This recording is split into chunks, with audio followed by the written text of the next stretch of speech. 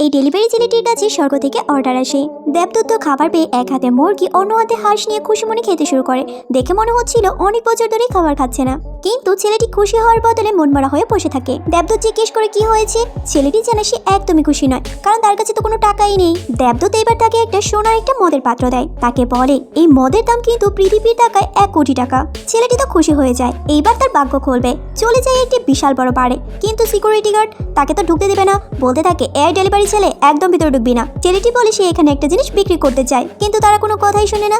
তখনই ম্যানেজার বাইরে আসে আর বলে কি রে কি হয়েছে। ছেলেটি তখন মদের বোতলটা খুলতেই তারা তো গন্ধে একদম পাগল হয়ে যায়। ম্যানেজার দ্রুত তাকে ভিতরে নিয়ে যায়, আর এক ডুব খেতেই ম্যানেজার বলতে থাকে আরে আমি 50 লাখ টাকা দেবো, দিয়ে দিয়ে আমাকে।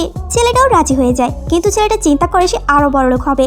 দেবদূতকে খাবার দিয়ে বলে আমাকে আরো কিছু জিনিস দিন। দেবদূত এইবার তাকে দেয় 20টা বোতল। ছেলেটা এবার পরিকল্পনা করে এইবার সে নিলাম ডাকবে। ডাকা হয় শহরে বিখ্যাত ধনীদের। একজন বলে 30 লাখ, আরেকজন 50 লাখ, আরেকজন 1 কোটি।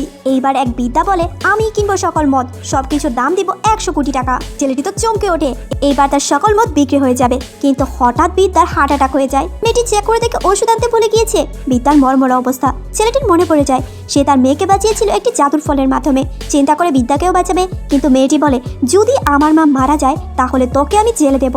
ছেলেটি ঝুঁকি নিয়ে মহিলাটিকে ফল খাইয়ে দেয়, কিন্তু ম্যানেজার চেক করে দেখে মহিলাটি মারা গিয়েছে। এখন ছেলেটির কি হবে?